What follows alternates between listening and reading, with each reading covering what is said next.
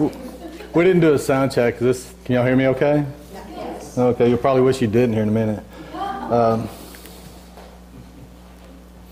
Now, I'll just get started here. A lot of y'all are new here, and I don't really know y'all that well. And so you're probably in for a treat. You're probably not. But you're going to see that my manner's not like Gary's, because most of my thoughts I put on paper, and so I'm going to be pretty much sticking to what I've got written down here. And Gary, when he asked me to speak, he didn't give me anything to talk about, so wherever this goes, you can probably blame him for it.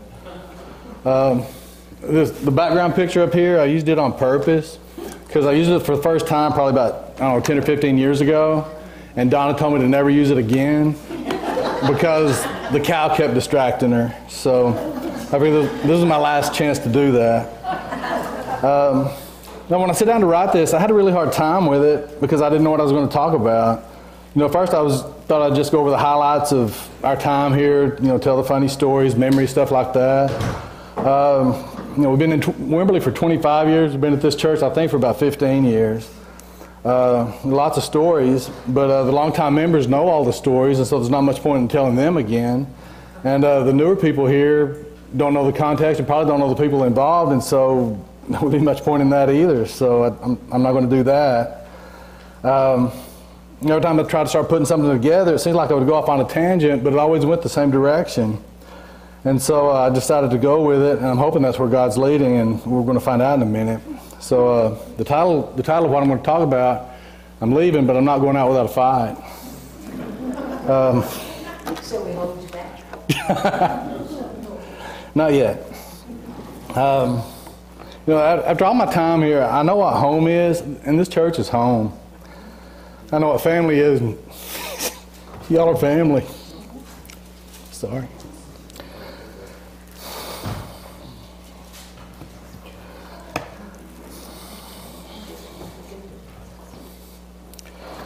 Okay, all my life I've been told that I should pick my battles. You know, that means don't fight over the little stuff, because little stuff don't mean anything. But it turns out there's not much that doesn't mean anything. You know, over the years I learned what's fighting for. Home or family are two things that are definitely worth fighting for. What do I mean by fighting for?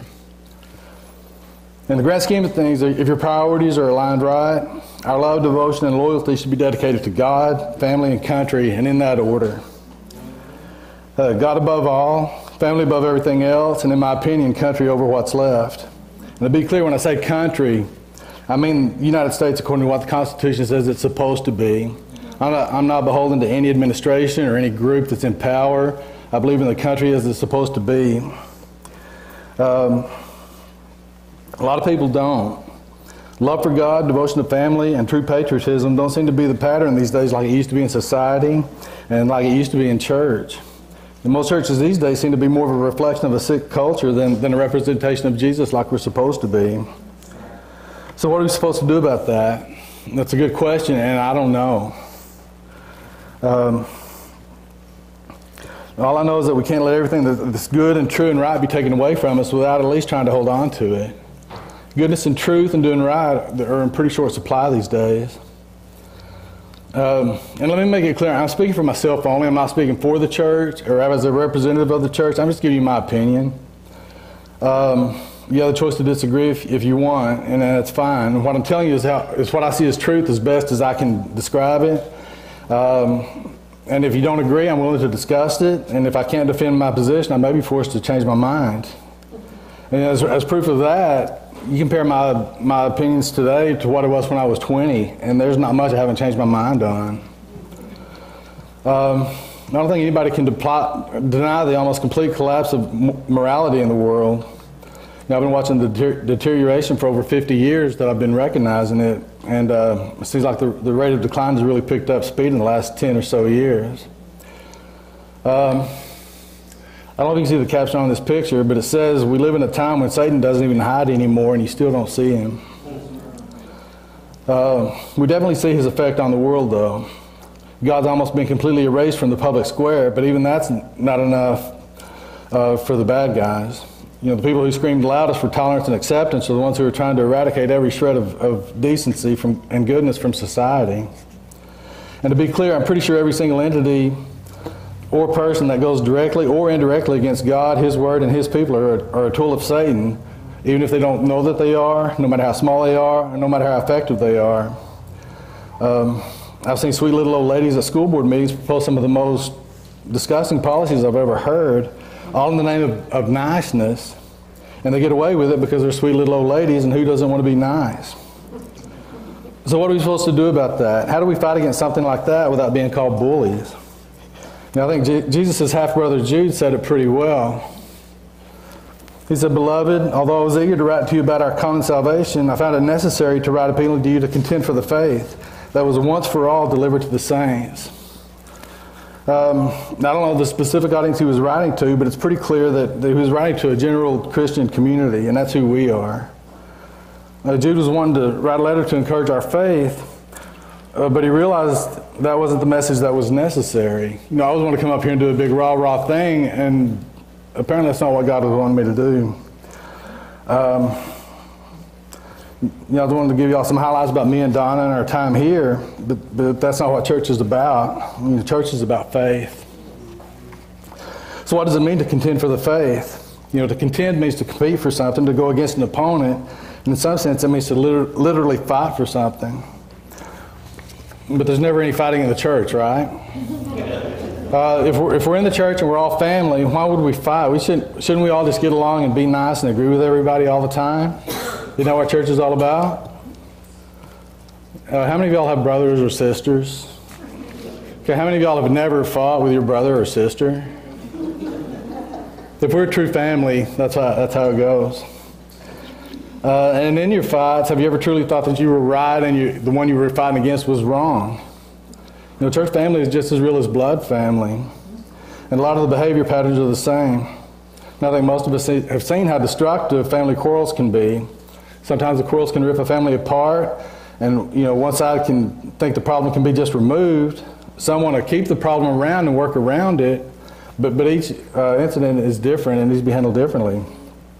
And, sometimes it can be just one family member who throws a wrench in the works and messes everything up, and it could be by accident. Other times you got family members that are just trying to mess things up on purpose. I've got some in my family.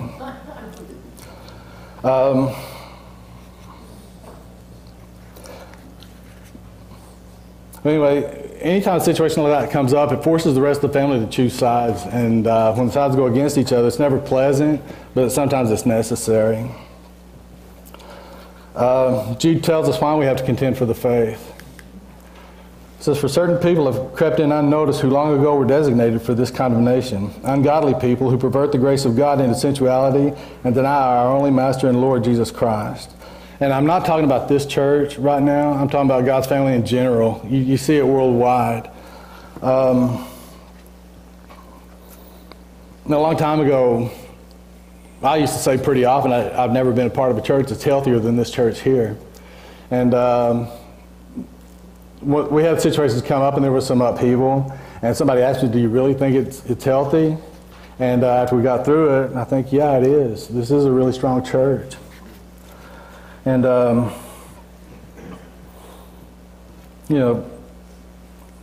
when a problem arises, when families being destroyed and the problem can't be identified, does anybody's motive really matter of why they're causing the trouble? All through the Bible there are people doing ungodly things because they think God's doing it wrong, and they're just trying to help God's word come true. I really believe that. Normally good people doing unusually bad things for what they think is a noble cause. And I apologize, I plan to have more jokes than this, but no, but here's an example of somebody doing the wrong things for what they think is the right reasons. And this is Sarah and Abram, Sarai and Abram before Sarah and Abraham. It says, "Now Sarai, Abram's wife, had borne him no children. She had a female Egyptian servant whose name was Hagar. And Sarah said to Abraham, 'Behold, the Lord has prevented me from bearing children, so go to my servant. It may be that I shall obtain children by her.' And Abram listened to the voice of Sarai."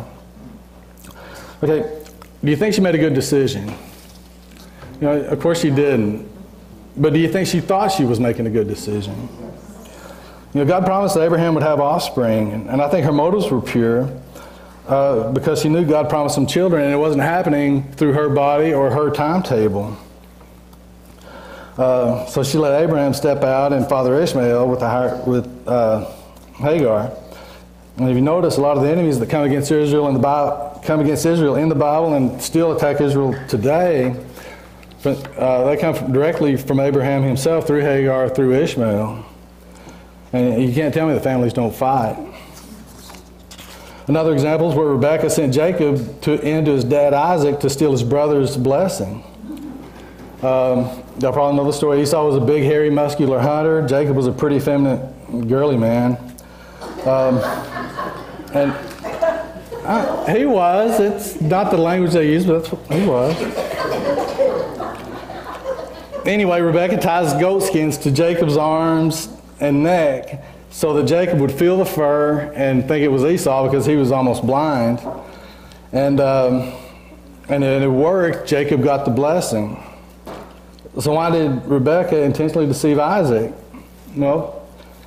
Isaac was about to give everything to Esau. That was the plan. And Rebekah remembered what God himself told her. And this is Genesis. It said Isaac prayed to the Lord for his wife because she was barren. And the Lord granted his prayer. Rebekah, his wife, conceived. The children struggled together within her. And she said, if it's like this, why is this happening to me? So she went to inquire of the Lord. And the Lord said, 2 nations in your womb, 2 people from within you shall be divided. And one shall be stronger than the other. And the older shall serve the younger. Okay, Esau was the oldest by a few minutes, and Rebekah thought that somehow God's will was about the older serving the younger was about to be thwarted. And she thought she was helping God's word doing what she did. You know, it's like she thought God couldn't carry out his plan without her help. And have y'all ever felt like that? Have y'all ever, you know how God wants something, but it's not happening the way you think it should, and so you try to help it along, and that usually doesn't work out. That's what Rebekah did. By being deceitful, conniving, and sneaky, she thought she was ensuring God's will. So that makes cheating all right? It doesn't. I've caused some heartburn with my Christian friends when I've said that some of the most vile, deceitful, and hateful people I know are Christian. Yeah, I don't doubt their faith one bit. I don't doubt their motives, but I do doubt some of their tactics. I'm pretty positive that they're in the wrong doing some of the things they do, and I'm pretty sure that they think what they're doing is wrong, but they think it's for the right reasons. It's like Rebekah, they probably think that God can't get its will done without their help. But the point I'm trying to make is it's never good to do the wrong things for the right reason. If you truly think God is all-powerful and sovereign, you should trust him to get his will done, even without your help, when you think things aren't going the way they should. And this is one place I tried to pull it back in. I went way off course, showing the dangerous behaviors of the church members should watch out for. So, let me try to get back in because we're contending for the faith, remember? Keeping the church healthy is one way to contend for the faith. Protecting your family is one way to protect your faith. And what do we do with our faith? What is our faith for? It's for us to share. Just like when you discover a new flavor of ice cream, a new restaurant that's really good, don't you tell everybody you know? Believe it or not, I've been listening to rap music lately, and it's a positive message. And I've been telling everybody I know about this. And so that's how our faith is supposed to work. We have something good, we're supposed to let others know about it.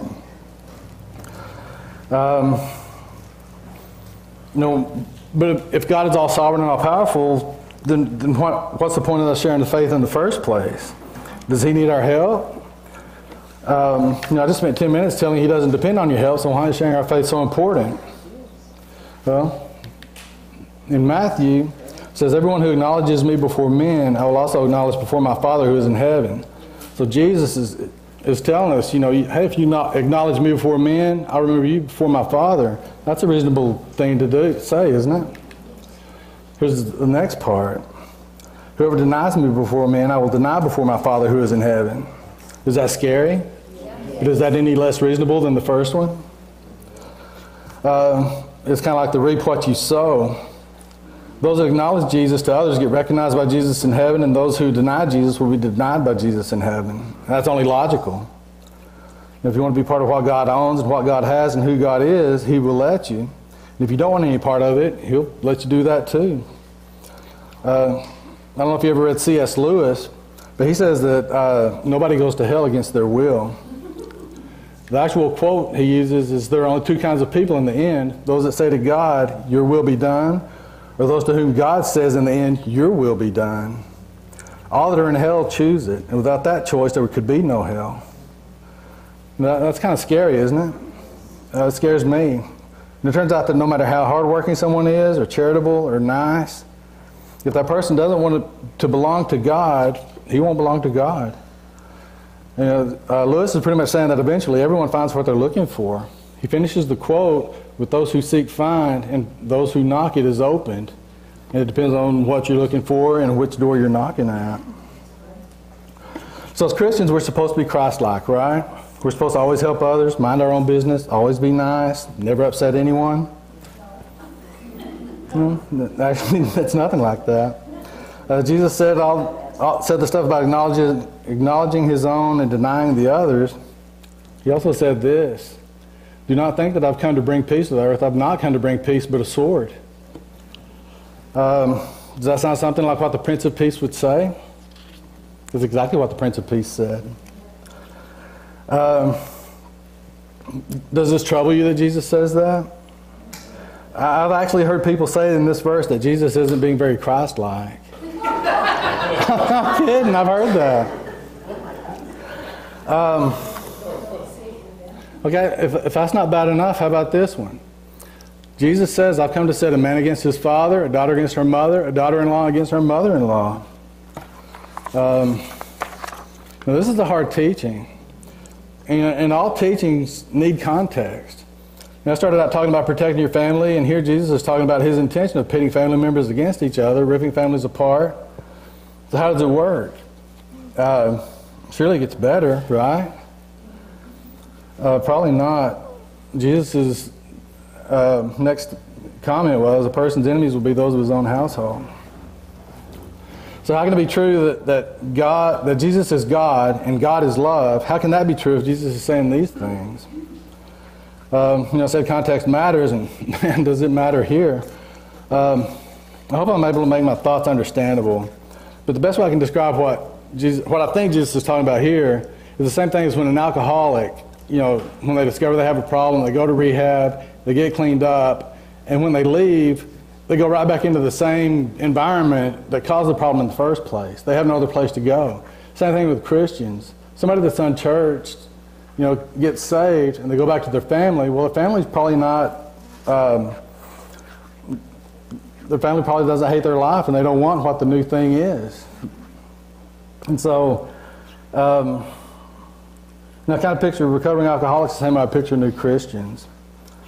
And especially the ones who were saved as teenagers or adults. I kind of got off track here. But the thing is, you have a baby Christian, and they're thrown back among the wolves. And without the training, it's our responsibility to help train new Christians.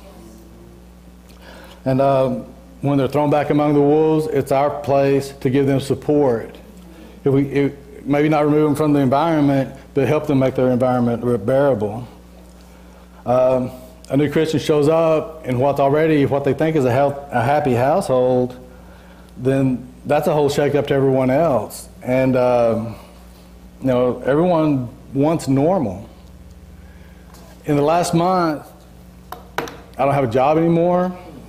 As of last week, I don't have a house anymore. We're on our way to buy something this week, but at the moment, technically, I'm homeless. Not because of anything bad, it's just circumstances. But everything in my life has changed in the last month, and I'm a nervous wreck. And everybody wants normal. That's all they want. And with Jesus, there's no such thing as normal. And anyone that don't have God, they don't understand those of us that do. And those of us that do have God should be sympathetic to the ones that don't, because they don't even know what they don't have. So even when you're trying to get along with family, we still have to contend for the faith. So what does that mean? For some, outside of family, it means striking up conversations at the grocery store. I've got a friend that he likes to stand in line at a grocery store, and he'll ask the person in front of him, "Do you know where you're going to go when you die?" He says that strikes up conversations, and I think if he did it to me, it'd probably strike up a fist fight. But when somebody approaches me with God in that way, I'm frankly offended by it. I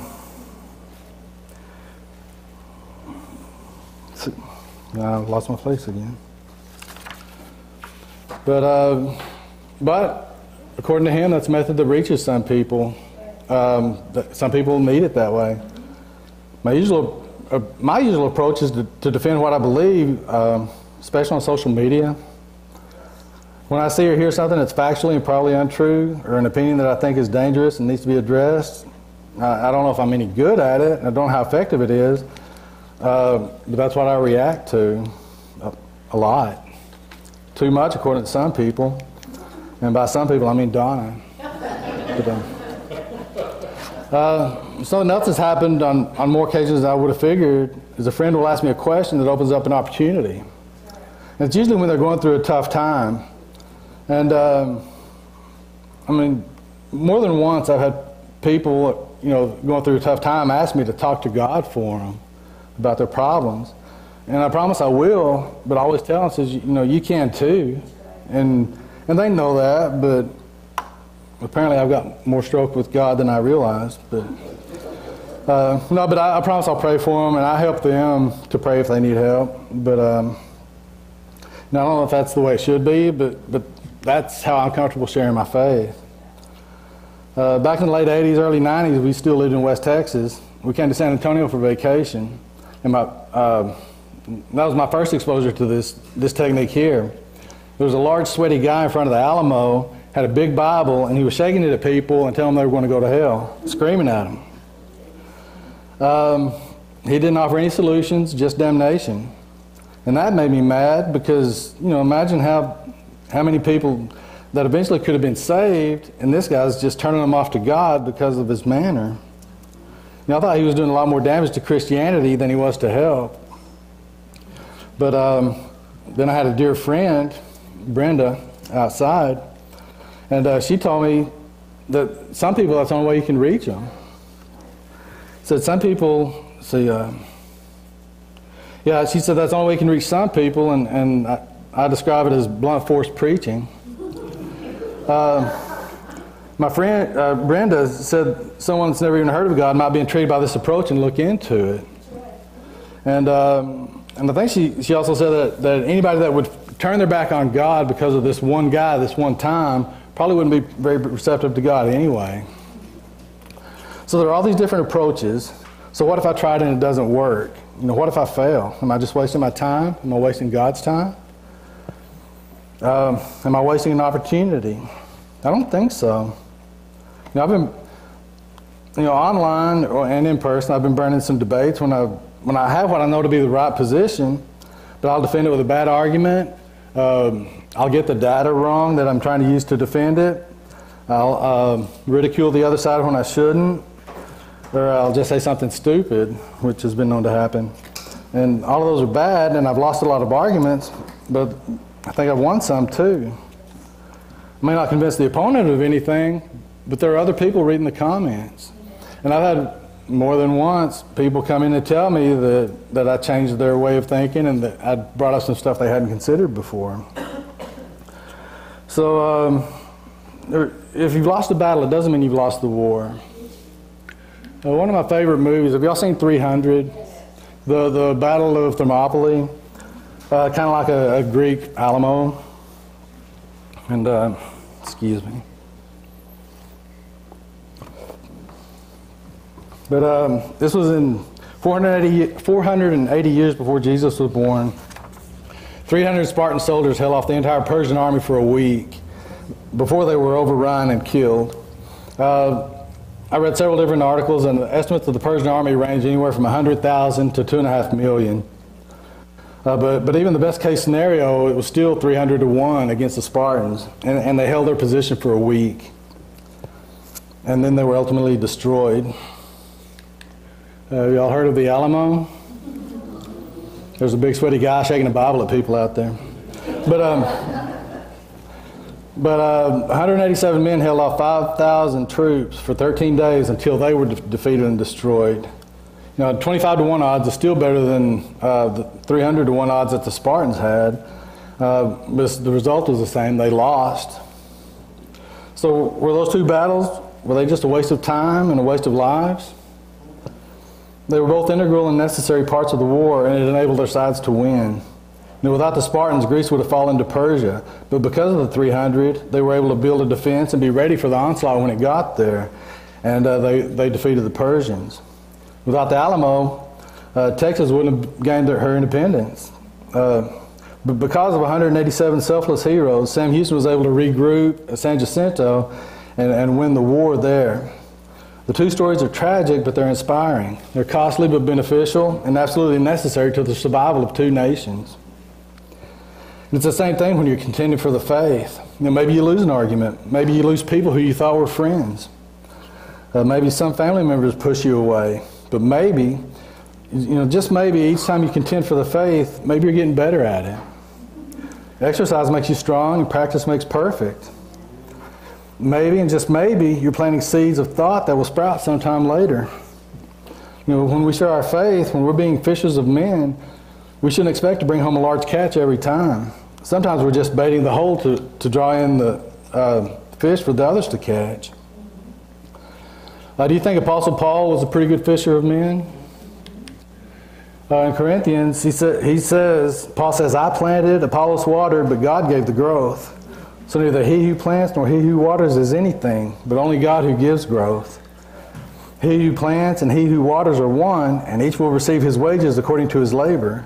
For we are God's fellow workers. You are God's field, God's building. Okay, in these verses, Paul planted the seed, Apollos watered the garden. It says neither he nor Apollos were responsible for the growth, and it doesn't say who was around for the harvest. All it says is Paul played a role and Apollos played a role. They did their jobs. They didn't worry about the result. And, you know, you just have to figure God's going to do what God's going to do, whether I help him or not. Now, the job I'm given, the role I play, and the wages I receive are entirely for my benefit, not God's. He doesn't need me. And contending for the faith may be as simple as having a conversation, or as Paul said, planting the seed. And the way the world is going, the way it's picking up speed, before long, contending for the faith may be an actual battle, a physical war. And no matter how hard it gets, though, we still have to sow the seeds of faith, because Christianity is just like farming. If the seed doesn't get planted, nothing grows. And if nothing grows, people starve.